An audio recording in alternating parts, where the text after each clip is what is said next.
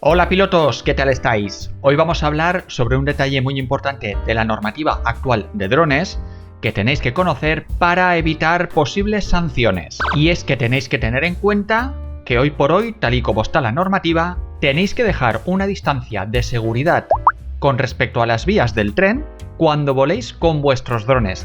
Y no siempre vais a poder cruzar estas vías por encima, ni siquiera al máximo de altura, a 120 metros. Ahora enseguida os lo explico.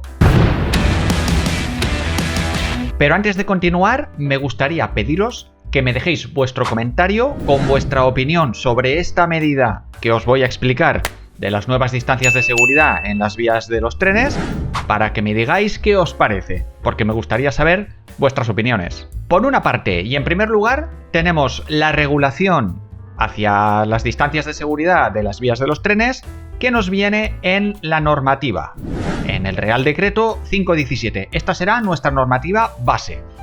El Real Decreto 517, como todos sabéis, fue aprobado en junio de este pasado año 2024 y en este Real Decreto se nos dice que las vías del tren están consideradas como una infraestructura lineal y que debemos mantener una distancia de seguridad con respecto a las vías, que nos la establece en 25 metros por cada lado.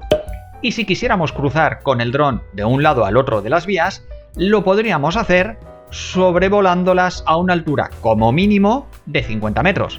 Sabiendo que el dron puede subir hasta 120, es bastante fácil poder cruzar las vías de un lado a otro. Bien, 25 metros de distancia de seguridad en horizontal y 50 metros en vertical para poder cruzar al otro lado. Esto es la normativa base, el Real Decreto 517. Para que veáis la base legal de esto que os acabo de leer, os quiero indicar que esta información la acabo de leer de la guía sobre requisitos y limitaciones al vuelo de UAS en función del lugar de operación, zonas geográficas UAS, en base al Real Decreto 517-2024, y esto es la primera edición del 25 del 6 de 2024. Os dejo abajo en la descripción el enlace para que podáis descargaros esta guía si queréis. Pues bien, resulta que hay una modificación de estas distancias y ahora mismo os lo explico. Resulta que ADIF, Administración de Infraestructuras Ferroviarias, publicó en ese mismo mes de junio del 2024 una guía titulada Zonas Geográficas UAS de Protección de las Instalaciones e Infraestructuras Ferroviarias, con lo que estas infraestructuras se declaraban como zonas geográficas particulares. Y atención, que los nuevos límites que nos establece ADIF son los siguientes. Se establecen dos zonas con respecto a las vías. En primer lugar, una zona declarativa y después una zona de permiso requerido. Vamos a mirar primero qué es esto de la zona declarativa. Y nos dice que esta zona declarativa abarca 100 metros a cada lado de las vías y 120 metros de altura, por lo que ya no vamos a poder cruzar al otro lado con nuestro dron, puesto que nuestro techo máximo son 120. Así que, atención, porque hemos cuadruplicado la distancia de seguridad en horizontal que nos decía el Real Decreto 517, acordaros que os he dicho que eran 25 metros, pues ahora pasamos a tener 100 metros de distancia horizontal de seguridad. Y respecto a la altura, totalmente bloqueados. Ya no vamos a poder cruzar las vías si estamos en esta zona declarativa. La segunda zona es una zona de permiso requerido, que abarca 55 metros a cada lado de las vías y 50 metros de altura. Pues bien, vamos a ver qué hace falta para volar dentro de cada una de estas zonas. Para volar dentro de la zona declarativa, es decir, esta primera que os he dicho de 100 metros por 120 de altura, una inmensidad de zona, tenemos que remitir una declaración responsable debidamente firmada, donde se indicará que la operación que vamos a realizar cumple con todos los requisitos aprobados. Esta declaración responsable la tenemos que enviar por correo electrónico a ADIF con una anterioridad previa al vuelo, atención, de al menos 20 días. Pensar que el preaviso al Ministerio del Interior es de 5 días de antelación. Además, ADIF nos facilita un documento, un formato de esta declaración responsable para que lo rellenemos y se lo enviemos por correo electrónico a autorizacioneszonadeafeccion@adif.es. Os dejo abajo en la descripción el enlace para que podáis descargaros este formato de declaración en caso de que os haga falta volar en la zona declarativa. Entonces, hemos hecho la declaración, la hemos enviado por correo electrónico, han pasado 20 días y ya podríamos, si la aceptan, volar en la zona declarativa.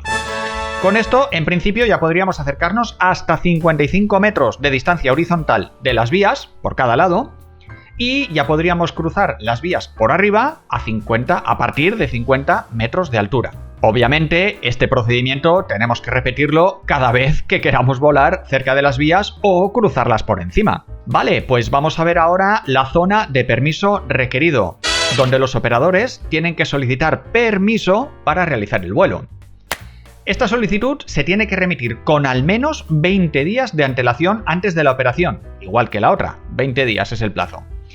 Pero esta vez ha de contar con la autorización favorable por escrito de Adif. En caso contrario, esta operación no estaría autorizada y no podríamos realizar el vuelo.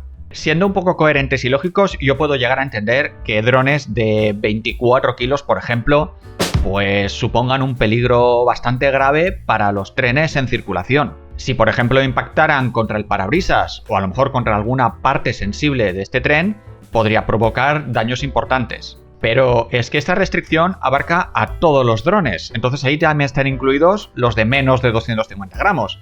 Entonces, con un dron de menos de 250 gramos y manteniendo una distancia de seguridad por cada lado de la vía de 25 metros, como nos decía el Real Decreto 517, y pudiendo cruzar las vías a más de 50 metros de altura, como nos decía el Real Decreto, yo entiendo que sería más que suficiente medida de seguridad para estos drones, por ejemplo, los de menos de 250 gramos. No sé, vosotros, ¿qué opináis? Por favor, dejadme en comentarios vuestras opiniones, porque yo tampoco soy ferroviario y tampoco entiendo la sensibilidad que puede tener el tren a un impacto contra este tipo de aeronaves. Otro punto que os quiero comentar es, yo no sé hasta qué punto es legal modificar un Real Decreto. Si se ha publicado, se ha aprobado un Real Decreto en el que se establecen unas medidas de seguridad, yo puedo de manera individual cambiar esas medidas, o mi empresa puede cambiar esas medidas que están redactadas en una ley, en un Real Decreto. No sé hasta qué punto esto es legítimo. Os dejo también bajo en los comentarios el enlace para que os podáis descargar esta guía de Adif y que podáis ver estas nuevas restricciones.